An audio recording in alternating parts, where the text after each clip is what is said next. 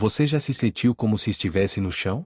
Como se o mundo inteiro estivesse pisando em você, desdenhando da sua existência. Esta não é apenas uma história de vingança, é a prova de que a humilhação pode ser o combustível mais poderoso para a ascensão. Em um reino onde a crueldade era lei e a Marquesa Lyra se deleitava em transformar a criada Elara em pó debaixo dos seus pés, o destino parecia selado. Elara foi banida para o deserto gelado de Caelen, um lugar de onde ninguém jamais voltava. Mas o que Viridium enviou para morrer, voltou para reinar. Hoje, você vai conhecer a saga completa da mulher que aprendeu a lutar, a planejar e a liderar nas montanhas congeladas. Descubra como, após anos de superação, Elara, a fera de gelo, retornou para desmantelar a corte que a desprezou e se sentar como a dona incontestável do trono. A mulher que todos pisaram. Voltou como dona do trono. O nome dela era Elara. Um nome que, na cidade de Viridium, era sinônimo de fragilidade e alvo fácil. Elara não era nascida em berço de ouro, nem possuía a astúcia cruel que ditava as regras na corte do rei Valerius. Ela era apenas a moça dos fundos, a criada silenciosa que todos os nobres e até mesmo os outros servos pareciam se sentir no direito de humilhar. Suas roupas estavam sempre puídas, suas mãos calejadas, e seu olhar, embora gentil, carregava a sombra do constante desprezo. A Marquesa Lyra, em particular, tinha prazer em usá-la como tapete. Ajoelhe-se, criatura estúpida, e limpe a poeira das minhas botas era um comando frequente, proferido com um sorriso que não alcançava seus olhos frios. Elara sempre obedecia, a dor no peito menos intensa do que o medo da punição. Um dia, porém, a crueldade ultrapassou todos os limites. Um objeto de valor da marquesa desapareceu. Sem provas, e por pura conveniência, Elara foi acusada. Em praça pública, Lyra zombou dela, garantindo que o rei a exilasse para as terras geladas do norte, um lugar de onde ninguém jamais voltava. Você não serve nem para ser pó debaixo dos meus pés. Lyra cuspiu as palavras enquanto Elara era arrastada para fora dos portões. O rei, distraído por seus próprios excessos, apenas acenou. O despertar no gelo. O exílio não a matou. O frio cortante das montanhas de Caelen apenas a despertou. Elara descobriu uma força que a humilhação tinha escondido. Nas terras geladas, ela teve que caçar, forjar, e mais importante, aprender. Ela encontrou os nômades de gelo, um povo recluso e sábio, que não a enxergou como a criada pisoteada, mas como uma alma em busca de propósito. Eles lhe ensinaram os segredos da sobrevivência, as táticas de guerra silenciosa, crucialmente, a arte da liderança. Eles não lideravam pelo medo, mas pelo respeito conquistado. Elara absorveu o conhecimento como a terra sedenta absorve a chuva. Com o tempo, seu corpo se tornou firme como o ferro forjado e seu olhar, antes sombrio, agora irradiava uma frieza calculista e uma autoridade inegável. 7 anos se passaram. Elara, agora conhecida como a Fera de Gelo, havia unido os clãs nômades sob sua bandeira. Seu nome era sussurrado com reverência e medo em toda a região norte. Mas seu coração não esquecera a dor e a injustiça. Ela tinha um objetivo, um juramento feito ao frio vento do exílio: retornar. A conquista. O boato chegou a Viridium como uma nevasca repentina. Uma força desconhecida e implacável estava marchando do norte. O rei Valerius, outrora complacente, estava agora em pânico.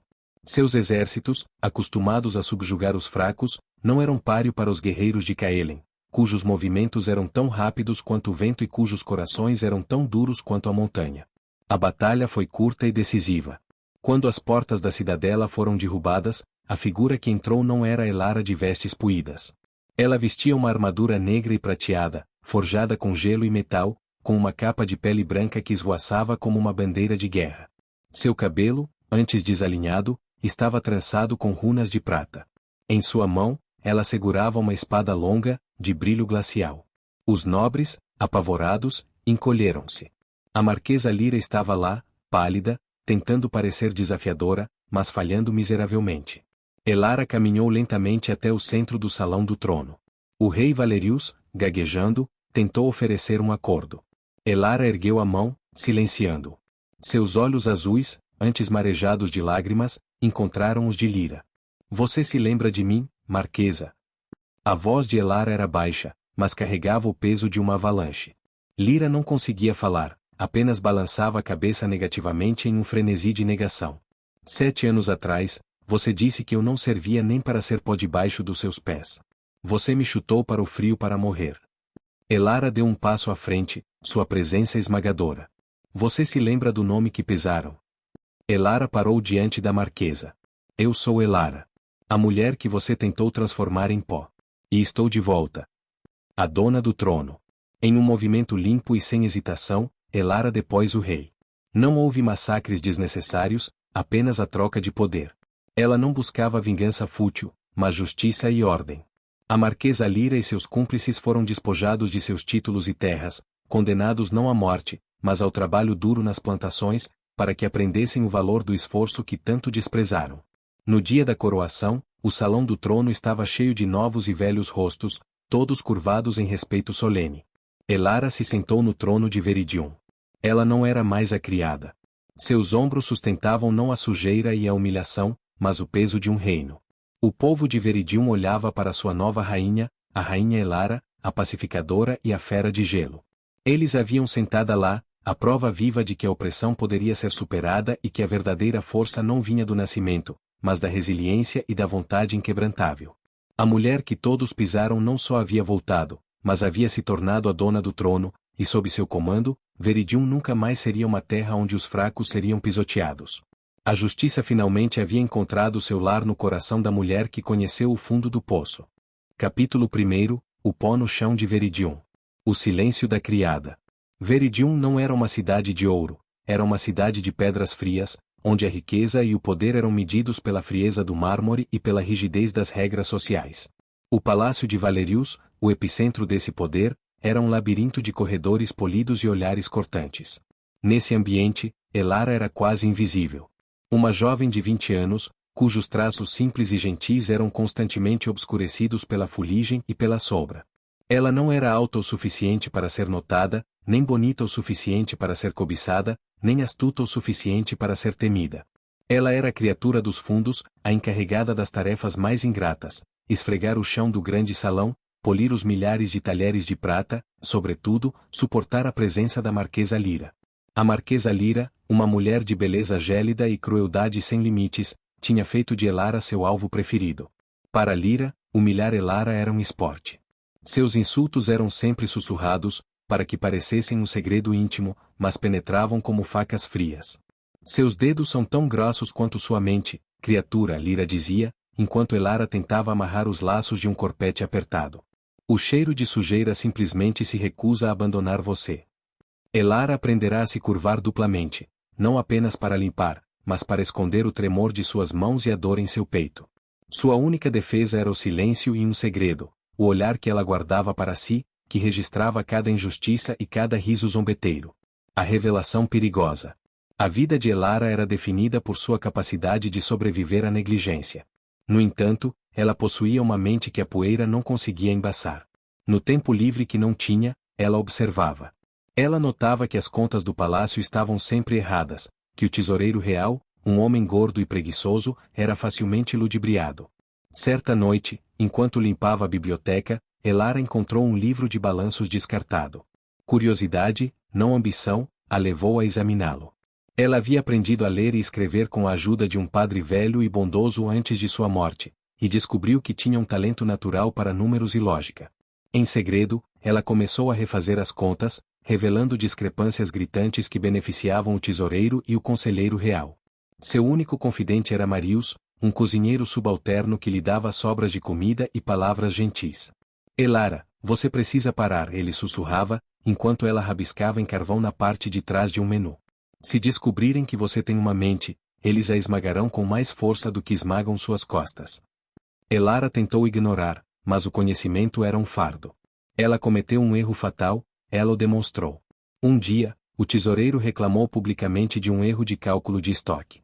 Por impulso, Elara, de joelhos limpando o chão, corrigiu-o com precisão assustadora.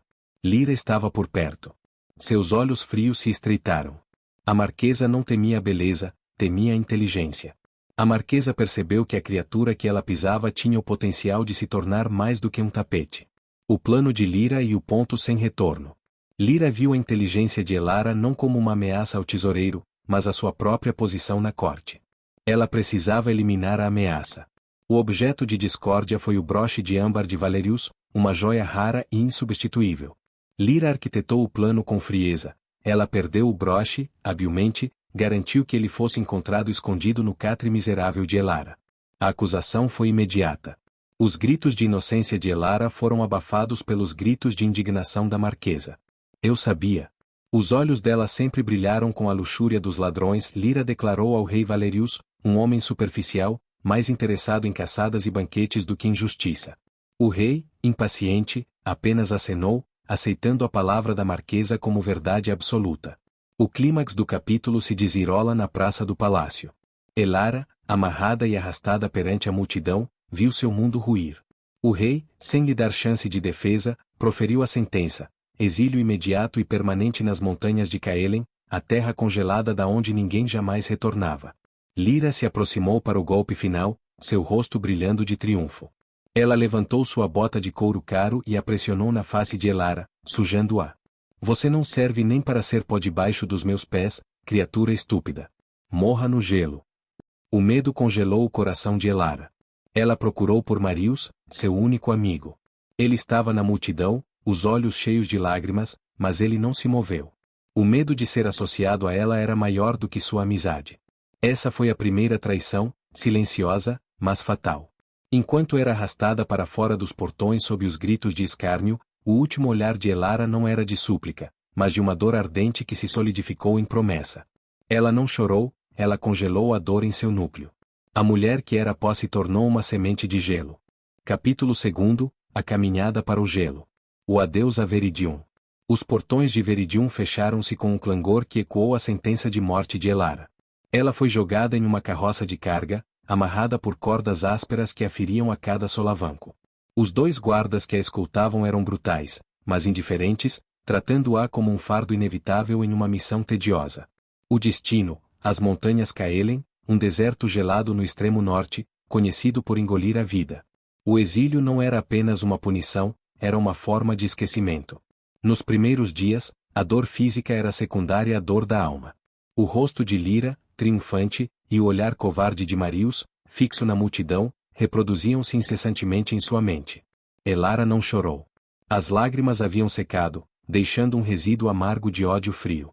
Ela percebeu que a raiva era um calor, uma energia que, se canalizada, poderia mantê-la viva mais do que qualquer cobertor.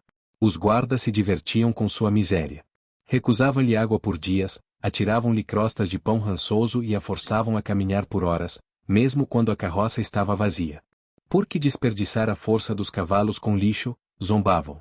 O desafio da montanha. Após semanas de viagem, a paisagem mudou drasticamente.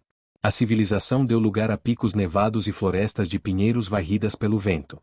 O ar tornou-se rarefeito e o frio, uma entidade física que parecia esmagar seus ossos. Este era o território de Caelen. O frio impôs seu próprio conjunto de regras.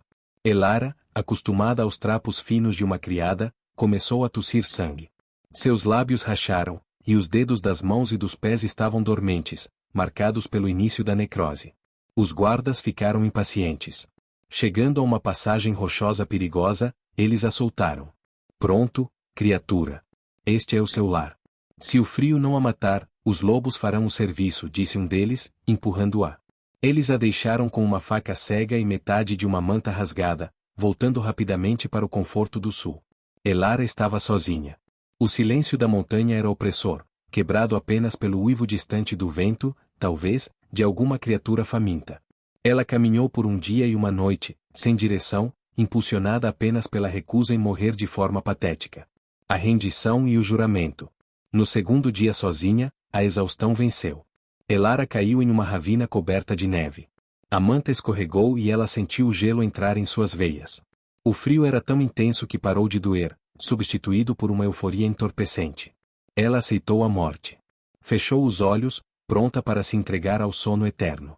Mas, na escuridão, uma imagem surgiu, a bota brilhante de Lyra em seu rosto. A frase de Lyra: "Você não serve nem para ser pó." A humilhação era mais forte do que a vontade de morrer. Morrer ali era dar a Lyra a vitória. Era provar que ela era inútil. Em um surto de energia alimentado pela raiva pura, Elara lutou. Ela se arrastou para fora da neve, usando a faca cega para se agarrar às raízes congeladas. Seu grito de frustração e ódio foi engolido pela montanha, mas foi o grito de seu renascimento. Ela fez um juramento ao vento, eu voltarei. Eu não rastejarei. Eu marcharei. O gelo e a graça. Poucas horas depois, cambaleando e à beira do colapso, ela viu uma luz fraca. Não era o fogo dos guardas ou de uma cabana, era a luz de um acampamento nômade, quase invisível na paisagem. Ela desabou a poucos metros da borda do acampamento. O homem que a encontrou não usava armadura ou seda. Ele vestia peles grossas e tinha olhos tão azuis quanto a geleira mais antiga. Este era Kael, o líder dos nômades de gelo. Ele não a viu como uma ladra ou uma criada, mas como uma sobrevivente, um conceito que em Kaelen tinha mais valor do que ouro. Kael a levou para dentro, onde a curandeira, Lisa, tratou de seus ferimentos, doando-lhe a energia de um caldo quente e o calor de peles de animais. Quando Elara acordou, Kael estava sentado em frente a ela, forjando algo no fogo. Seu semblante era duro, mas justo. Você é do sul, Kael declarou, sem rodeios. O sul envia o que não presta. Por que devemos gastar recursos com você? Elara, rouca, conseguiu dizer uma única palavra: injustiça. Kael riu, um som seco como o vento nas pedras. A justiça é uma invenção do sul para controlar o fraco. Aqui, só existe a utilidade. Você me dirá o que tem a oferecer para não morrer. Não me importam seus títulos ou sua falta deles. Me importa sua força. O capítulo se encerra com Elara, olhando para Kael. Ela não tinha títulos ou força física, mas tinha uma mente e uma vontade forjada no sofrimento. Ela sabia que este era seu campo de treinamento. A mulher que havia sido pó, estava prestes a se tornar o ferro. Capítulo 3, o berço da força. A nova lei, utilidade. Em Kaelen, a vida era governada por uma única lei, utilidade. Não havia espaço para piedade ou fraqueza, pois a montanha não oferecia abrigo a quem não o conquistasse. Kael, o líder nômade, impôs a Elara um teste. Ela não seria apenas uma boca a mais para alimentar, ela teria que provar seu valor. Seu corpo, maltratado pelo exílio, era um passivo. Seu corpo é mole, seu espírito é mole, Kael sentenciou no primeiro dia. Se eu a mandar caçar, você será a caça. Se eu a mandar forjar, você queimará a si mesma. Kael a designou para tarefas marginais inicialmente. Ela limpava peles, coletava lenha nas áreas mais perigosas e, crucialmente, observava. Elara usou o que Lyra considerava sua fraqueza, sua invisibilidade, como uma ferramenta. Ela observava a rotina, as táticas de caça, a comunicação silenciosa entre os nômades. A curandeira Lisa, que cuidara de seus ferimentos, se tornou sua primeira professora. Lisa, com sua sabedoria ancestral, ensinou Elara sobre as plantas que curam e as que matam. Ela também viu a mente afiada de Elara e a incentivou a usar sua lógica. O treinamento do corpo e da mente. O treinamento físico era excruciante. Todas as manhãs, antes do sol nascer, Elara era forçada a correr e escalar descalça na neve. Seus pés sangravam, suas pernas gritavam em protesto. Seus mestres nômades, guerreiros silenciosos e letais, a desafiavam. Eles a ensinavam a não lutar com a força, que lhe faltava, mas com a velocidade, a astúcia e a resistência. Eles a ensinavam a transformar a raiva silenciosa de seu passado em foco frio. Em um exercício de luta, um dos guerreiros a derrubou repetidamente. Você cai fácil demais, ele rosnou. Elara, ofegante e coberta de neve, respondeu com a voz rouca: eu sei cair. Eu aprendi a vida inteira. O que você vai me ensinar é como não ficar no chão. Essa resposta chamou a atenção de Kael. Ele viu que o espírito dela não estava quebrado, estava apenas endurecendo. Kael então a levou para a forja. Ele a ensinou a transformar minério bruto em aço. Este foi um momento simbólico de superação. Sob o calor intenso e o martelar repetitivo, Elara estava forjando não apenas o metal, mas seu novo eu. Ela aprendeu a apreciar a disciplina e a precisão necessárias para criar algo forte e útil. O domínio da estratégia. O maior trunfo de Elara, no entanto, era a sua mente. Kael, embora fosse um líder corajoso, não era um estrategista de longa distância. Ele pensava em termos de sobrevivência de um inverno. Elara pensava em termos de campanhas. Ela usou suas habilidades de contabilidade para ajudar o clã a gerenciar seus escassos recursos de inverno. Ela catalogou os estoques, mapeou as rotas de caça mais eficientes. Pela primeira vez, os nômades tiveram uma reserva estratégica. Sua lógica salvou vidas. Com isso, ela conquistou o respeito que a força pura não podia dar. Os nômades passaram a chamá-la de a mente do inverno. A forja da identidade. Anos se passaram nas montanhas. A menina magra e assustada foi substituída por uma mulher de corpo firme, cicatrizes que contavam histórias e um olhar que refletia a frieza calculista da própria montanha. O clímax do capítulo é o rito da forja de Kaelen. Todo nômade que completava seu treinamento forjava uma arma que representasse sua alma. Elara trabalhou por dias em sua lâmina. Ela forjou uma espada longa, de brilho glacial, com uma empunhadura simples, mas perfeitamente equilibrada, incrustada com um único fio de prata. Não era extravagante, era mortal e eficiente. Ao apresentar a espada, Kael perguntou, qual o seu nome, agora? Elara olhou para trás, para a neve. Ela pensou na humilhação, na dor, no ódio que a mantivera viva. Meu nome é Elara. Mas minha alma é a fera de gelo, ela declarou. A fera que o sul pensou ter matado. Ela só estava hibernando. Nesse momento, ela enterrou a identidade da criada. A fera de gelo estava pronta. O desejo de justiça e retorno, antes um lamento silencioso, havia se tornado uma vontade inquebrantável. O palco estava montado para sua ascensão à liderança, e, inevitavelmente, para a primeira traição em sua nova vida. Este é o capítulo 3º, a conclusão da fase de superação. No próximo, mergulharemos no drama da traição silenciosa. Capítulo 4, a traição silenciosa. A ascensão e a desconfiança. 8 anos haviam se passado desde que Elara foi atirada ao gelo. Ela não era mais a aluna, era a principal estrategista e guerreira dos nômades de gelo. Sob sua orientação, os clãs haviam prosperado. As táticas que ela introduziu, disciplina militar, logística eficiente e planejamento de longo prazo, garantiram uma paz e uma fartura inéditas em Kaelen. O respeito era palpável, mas a transição de poder nunca é fácil. Kael, o velho líder, ainda era reverenciado por muitos. Ele sentia o peso de sua idade e sabia que o futuro do seu povo dependia da ambição e da força de Elara. No entanto, sua abordagem era de cautela e negociação, enquanto a dela era de confronto e conquista. Essa diferença criava uma fissura silenciosa entre eles. Kael começou a testar Elara de maneira sutis, colocando-a em situações de alto risco, aparentemente para provar sua liderança, mas na verdade, para ver se ela se tornaria imprudente demais. Ele temia que o ódio dela por Viridium pudesse arrastar Kaelen para uma guerra de aniquilação. A missão e o segredo. O ponto de virada veio durante uma missão para subjugar um grupo de bandidos que ameaçava as rotas de comércio nômade. Elara liderou a expedição com precisão militar. Ela utilizou emboscadas frias e movimentos rápidos, garantindo a vitória com perdas mínimas, o que solidificou sua autoridade sobre os guerreiros. Após a vitória, enquanto vasculhavam o acampamento dos bandidos, Elara encontrou algo que a fez gelar mais do que o vento das montanhas, uma bolsa de couro fino de Viridium, contendo um pergaminho lacrado com o selo do conselheiro real da cidade. A correspondência não era uma ordem para atacar Kaelen, mas sim uma troca de informações.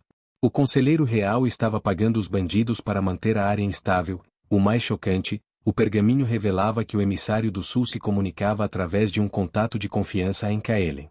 O nome em código do contato, o Gavião Branco, o apelido de Kael. O confronto e a motivação.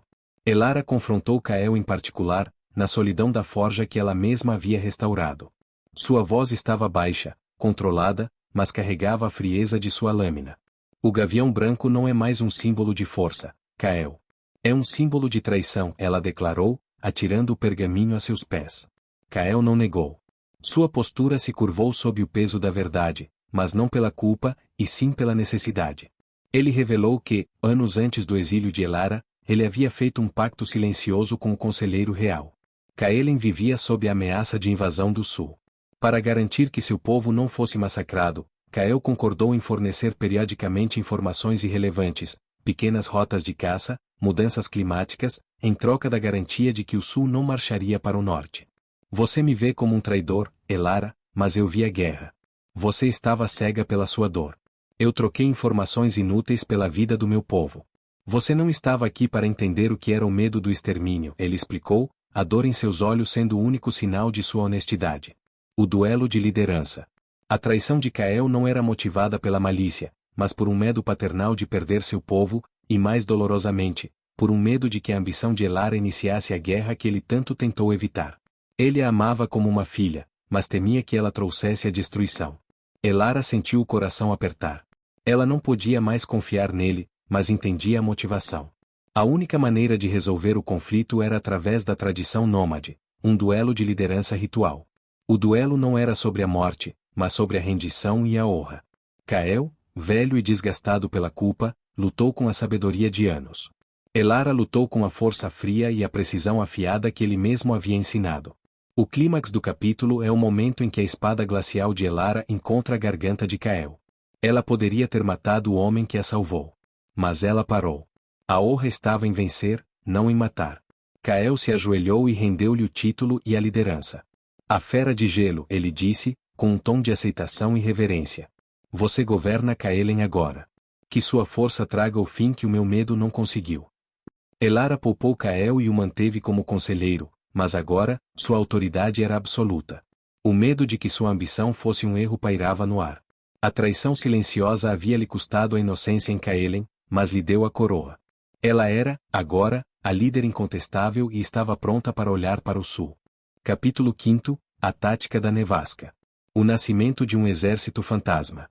Com a liderança de Cael garantida e sua autoridade estabelecida, Elara não perdeu tempo.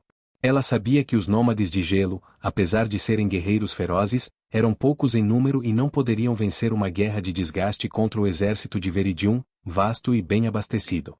Ela precisava de um exército que não lutasse, precisava de uma nevasca. Elara convocou os líderes de todos os clãs e apresentou seu plano.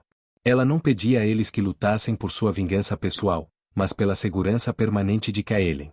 O sul só nos deixará em paz quando não nos temer mais, ou quando nos temer o suficiente para jamais se aproximar, declarou Elara, de pé sobre uma plataforma de gelo, sua armadura refletindo a luz fria. Eu farei com que eles nos temam. Mas faremos isso com inteligência, não com força bruta. O plano de Elara baseava-se em 3 pilares, usando suas habilidades de criada e contadora.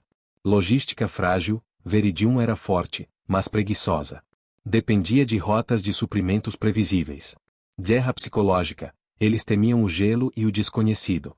Invisibilidade, o exército nômade se moveria como o clima, sem deixar rastros. A treinamento para o fantasma. O treinamento que se seguiu foi exaustivo. Elara desmantelou as táticas de luta tribal e introduziu a disciplina militar forjada por sua observação de Viridium. Ela treinou seus guerreiros para serem invisíveis. Eles se moviam em formações silenciosas, aprendendo a usar o terreno acidentado e a neve como camuflagem perfeita. Eles não marchavam em linhas ordenadas, eles se infiltravam em pequenas unidades, atacando a logística do sul.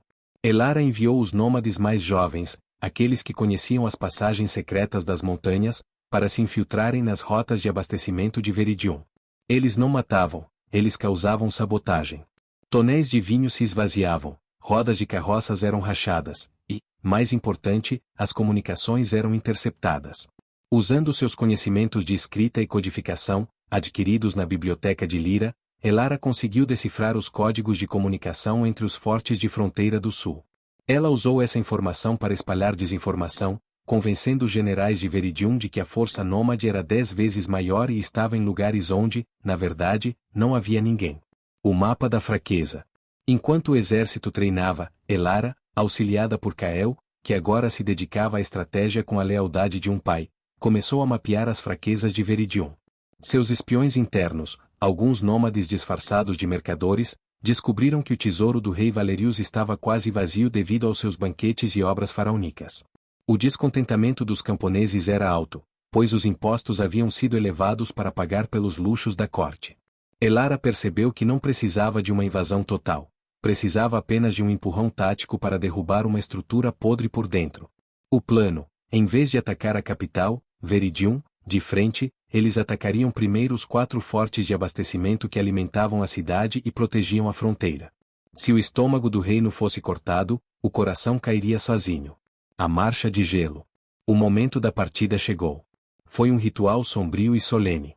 Cael se aproximou de Elara, pela primeira vez, a tratou como uma rainha, curvando-se. Vá, Elara. Conquiste a paz para nós. E lembre-se, não derrube o trono por vingança, mas por justiça. O clímax do capítulo é a marcha em si, descrita não como um evento militar barulhento, mas como a descida de um fenômeno natural. O exército de Elara marchou durante a pior nevasca do ano, aquela que Viridium esperava que protegesse suas fronteiras. Os nômades, acostumados ao frio, Usavam a tempestade como escudo. Eles atacaram os fortes de abastecimento um por um, usando a tática da guerrilha. Atingiam a rota de suprimentos e recuavam para a neve, aterrorizando os soldados do sul que estavam mal equipados e desmoralizados para enfrentar o clima. Em 2 semanas, os 4 fortes estavam em ruínas, sem suprimentos e abandonados. O efeito em Veridium foi imediato. Os preços dispararam, a fome se instalou e a confiança no rei Valerius despencou. O medo não vinha do número de inimigos, mas de sua invisibilidade e eficiência. A fera de gelo estava retornando, não como uma criatura que rastejava, mas como a própria força indomável do inverno. O cenário estava pronto para o confronto final em sua cidade natal. O palco está montado. A nevasca de Elara atingiu Veridium. Capítulo 6. O retorno à cidade amaldiçoada. A queda do velho reino. O ataque de Elara aos fortes de abastecimento causou o efeito que ela havia previsto: o pânico em Veridium. O rei Valerius, acostumado ao luxo e à negligência, estava em estado de negação. Seus conselheiros, liderados por Lord Silas, o conselheiro real, um mestre em intriga, tentavam desesperadamente conter o caos, mas a fome e o medo eram mais rápidos. Os soldados, desmoralizados e mal pagos, desertavam em massa, espalhando histórias aterrorizantes sobre os fantasmas do gelo, guerreiros que atacavam sem fazer barulho e desapareciam na nevasca. A moral da cidade desabou. A Marquesa Lyra, protegida pelas paredes do palácio, era uma das poucas que ainda mantinham uma fachada de desafio, mas seu rosto estava pálido. Ela zombava das histórias, mas passava as noites insone, ouvindo os ventos que pareciam sussurrar o nome Elara. A entrada triunfal. Elara não precisou sitiar a cidade. A revolta começou de dentro. Os camponeses e serviçais, cansados da opressão e famintos, abriram os portões para o exército nômade. Eles não viam invasores, mas libertadores. A fera de gelo entrou em Veridium não com uma marcha de destruição, mas com a precisão cirúrgica de uma força que veio para corrigir um erro. Ela não estava na linha de frente, ela estava atrás, montada em um cavalo de guerra imponente, sua armadura negra e prateada contrastando violentamente com os trapos de quando fora expulsa. Ela se moveu diretamente para o palácio, onde a resistência era esporádica e inútil. Os guardas do rei, treinados para a polpa, e não para a guerra de verdade, renderam-se rapidamente. O confronto com o passado. No pátio principal, Elara desmontou. Seu olhar frio varreu os rostos apavorados dos serviçais e dos nobres menores que não tiveram tempo de fugir. Foi então que ela ouviu. Marius, seu antigo amigo cozinheiro, estava magro, com o rosto envelhecido pela ansiedade e pela fome. Ele não usava mais os trajes de serviçal, parecia um homem quebrado. Quando Marius a viu, ele congelou, a incredulidade em seus olhos dando lugar ao terror. Ele se lembrou da última vez que a tinha visto, amarrada, humilhada, enquanto ele a abandonava por medo. Marius se lançou de joelhos, rastejando pela pedra fria em direção a ela. Elara! Por favor, é você. Sou eu, Marius. Por favor, perdoe-me. As lágrimas escorriam por seu rosto enquanto ele agarrava as botas blindadas dela. Este foi um momento de profundo drama pessoal. A máscara de fera de gelo de Elara vacilou. Ela se lembrou da dor daquela traição silenciosa no dia de seu exílio. Elara não o chutou, mas também não o abraçou. Ela o forçou a levantar-se com a ponta de sua espada, não como um golpe, mas como uma ordem. Levante-se, Marius. A voz dela era gélida, mas sem ódio. O joelho não será mais o seu lugar nesta cidade. Não me peça perdão. Peça que eu não seja mais como aqueles que nos fizeram ajoelhar. Ela deu a Marius a primeira tarefa de seu novo reino, supervisionar o fornecimento de comida para o povo faminto, demonstrando que não se vingaria de seus antigos amigos, mas os obrigaria a superar sua covardia através do serviço. A humilhação do rei. O clímax do capítulo ocorreu no Salão do Trono. O rei Valerius, finalmente, foi encontrado. Ele não estava lutando ou governando, estava escondido em uma câmara secreta no Tesouro Real, abraçando suas riquezas. Seus trajes estavam amarrotados e ele gaguejava. Elara entrou no salão, onde o rei foi arrastado. Ele tentou barganhar, oferecer-lhe terras, riquezas, até mesmo o título de marquesa. Elara caminhou até o centro do salão, passando por Lord Silas, o conselheiro real, que tentava desesperadamente parecer leal. Ela ignorou a todos, parando apenas diante de Valerius. Eu não preciso de suas terras, Valerius. Elas já são minhas. Eu não preciso de seus títulos, eu forjei o meu próprio, ela declarou. Ela estendeu a mão e pegou o cetro de Valerius. Em um ato de simbolismo esmagador, ela o quebrou sobre o joelho. Você me exilou por roubo, sem sequer me olhar nos olhos. Você permitiu que a Marquesa Lyra me transformasse em pó. Seu governo está acabado, ela sentenciou. Elara poupou Valerius da execução. Seu castigo seria a humilhação. Ele foi despojado de tudo e encarcerado em uma pequena cela, forçado a viver da mesma esmola que o povo que ele negligenciou. A mulher que havia sido arrastada para a morte, estava agora inquestionavelmente de pé no salão do trono de Veridium, sua presença mais fria e imponente do que o mármore. O confronto com Lyra, a arqui-inimiga, seria o teste final de sua justiça. Capítulo 7. O julgamento da Marquesa. A captura e a expectativa. A Marquesa Lyra, diferente do covarde rei Valerius, não se escondeu. Ela foi encontrada em seus aposentos, vestindo seus melhores trajes e portando uma adaga cerimonial, pronta para um último ato de desafio teatral. Ela foi facilmente subjugada e levada para a cela que antes abrigava criminosos menores. A cidade inteira, dos nobres sobreviventes aos camponeses libertados, aguardava o julgamento. Eles esperavam o que Lyra havia infligido: crueldade, humilhação, provavelmente, a execução pública. A vingança sangrenta era o padrão de justiça em Veridium, e Lyra merecia cada gota. Elara, agora instalada nos aposentos do antigo rei, passava as horas em longas conversas com Cael e Lisa, que vieram do norte para aconselhá-la, e com Marius, que, em sua nova função, lhe trazia informações sobre a miséria do povo. Você precisa matá-la, sussurrou um nobre assustado a Elara.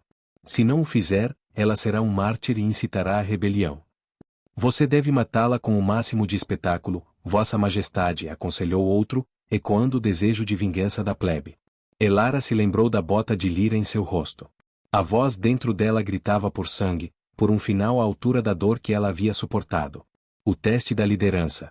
O julgamento foi realizado no grande salão, mas com uma diferença: não houve júri de nobres. O salão estava cheio de plebeus e antigos serviçais. Elara, sentada no trono, vestia uma armadura simples de nômade, o símbolo de sua origem forjada. Lyra foi levada algemada, mas sua arrogância permanecia intacta. Você pode ter subido da sujeira, Elara, mas continua sendo a criada. Eu te dou parabéns pela sua astúcia, mas sei que você não tem coragem para me tocar, Lyra desafiou, seu sorriso de escárnio visível. O drama atingiu o auge. Elara se levantou e caminhou lentamente até Lyra, sua mão descansando no punho de sua espada glacial. Você tem razão, Marquesa. Eu sou a mulher que foi pó. E você me ensinou a lição mais importante, que a crueldade é fácil. É a arma do fraco, Elara declarou, sua voz baixa e controlada. Elara não listou todos os atos de Lyra, mas focou no crime que a levou ao exílio, a mentira e a injustiça intencional. Você me tirou tudo e me enviou para o frio para morrer porque eu possuía uma mente que a incomodava, Elara continuou. Você zombou do meu trabalho e me condenou a rastejar. A sentença inesperada. Chegou o momento da sentença. O silêncio era absoluto. Elara olhou para Lyra, não com ódio, mas com uma frieza de quem via um objeto de estudo, não uma inimiga. A rainha Elara, a fera de gelo, pronuncia a sentença sobre a Marquesa Lyra, por tirania, falsidade e opressão dos fracos, começou Elara. Sua sentença não será a morte rápida que você deseja para se tornar uma mártir. Sua sentença não será o ouro que você espera usar para suborno. Lyra zombou: o que será então? Um tapinha no pulso? Você será despojada de todos os seus títulos, terras e riquezas, Elara sentenciou. Você será exilada não para o frio, mas para o Caldeirão do Sul, a colônia agrícola mais distante e inóspita do reino. O salão ficou em confusão. A colônia era um lugar de trabalho árduo, sob o sol escaldante, onde nobres nunca pisavam. Lá, você passará o resto de seus dias trabalhando a terra com as próprias mãos. Você aprenderá o valor do esforço que tanto desprezou. Você aprenderá que o verdadeiro luxo é o pão que você mesma colhe. Você vai rastejar não por causa do meu poder, mas por causa do seu cansaço, Elara finalizou, imponente. Este foi o momento da superação de Elara. Ela não se tornou Lyra. Ela estabeleceu um novo padrão de justiça. A punição deveria ser educativa, não apenas destrutiva. A justiça de Elara era forçada, mas justa. O capítulo se encerra com Lyra sendo arrastada, finalmente em pânico, percebendo que sua punição seria a perda de tudo que a definia, o privilégio e a ociosidade. Elara, sentada no trono, havia superado a vingança e se tornado uma verdadeira líder. Elara provou que é mais justa do que seus opressores. mas a corte que ela herdou é um ninho de víboras. Capítulo 8. Sombras na corte. O desafio da transição. Com o rei Valerius preso e a marquesa Lyra exilada, Elara iniciou a difícil tarefa de governar. O medo imediato havia passado, mas a resistência silenciosa dos nobres restantes era mais perigosa que qualquer espada. Eles não ousavam lutar contra a fera de gelo, mas tramavam contra a rainha. O principal expoente dessa oposição era Lord Silas, o astuto conselheiro real do antigo regime. Silas não era um guerreiro, mas uma víbora política. Ele havia sobrevivido a inúmeras transições por sua capacidade de parecer indispensável. Ele se curvava profundamente a Elara, elogiava sua força bárbara e oferecia conselhos que, à primeira vista, pareciam razoáveis, mas que, na verdade, visavam minar a autoridade da nova rainha.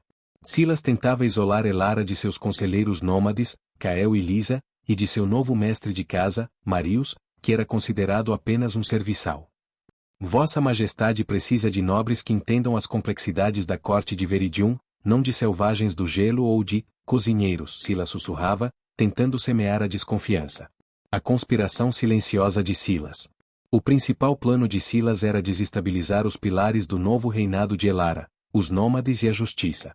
Ele começou a espalhar rumores pela cidade, que os nômades de gelo estavam roubando colheitas nas fronteiras, que os novos impostos de Elara eram apenas uma forma de financiar o exército do norte, e que a falta de uma execução pública para Lyra era um sinal de fraqueza, não de misericórdia.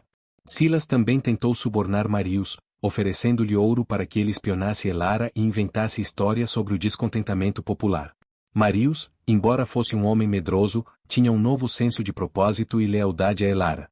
Ele rejeitou o suborno e trouxe a informação à rainha. Elara, que aprendeu a ler a política silenciosa com Cael, sabia que Silas era o câncer da corte.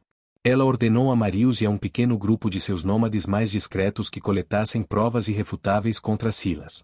A teia da aranha. As investigações levaram a descobertas chocantes. Silas não era apenas um opositor, ele era o centro de uma teia de traição que se estendia muito mais longe do que Elara imaginava.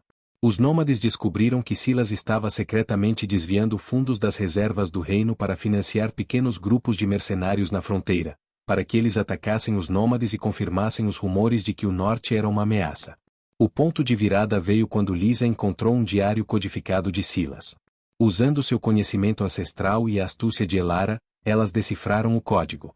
O diário continha o registro meticuloso de todos os anos do reinado de Valerius. A revelação foi dolorosa e aterradora. Lord Silas era o verdadeiro mentor por trás do exílio de Elara. A grande revelação. O clímax do capítulo é a descoberta de que Silas não era apenas o conselheiro real.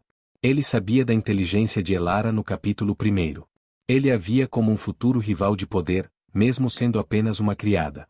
Silas não confiou em Lyra para executar o plano sozinha. Ele foi quem plantou o broche de âmbar no catre de Elara e garantiu que a sentença de exílio fosse para Caelen, o lugar que ele pensava que a destruiria. Ele usou a crueldade e o ciúme de Lyra como um peão descartável. A dor da traição atingiu Elara com força renovada. A injustiça sofrida não havia sido um capricho, mas um ato político frio e calculado. Ela havia focado sua raiva em Lyra, mas o verdadeiro inimigo estava de joelhos, prestando-lhe falsas homenagens todos os dias. Elara convocou Silas para uma reunião noturna em sua câmara particular. Ela não o acusou de imediato.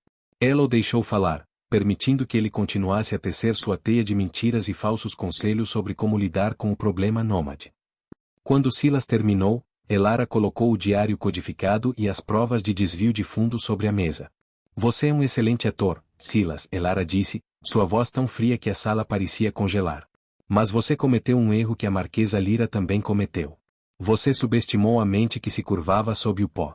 E você nunca aprendeu a limpar seus próprios rastros. O conselheiro, pela primeira vez na vida, perdeu sua compostura. O mestre da manipulação foi desmascarado.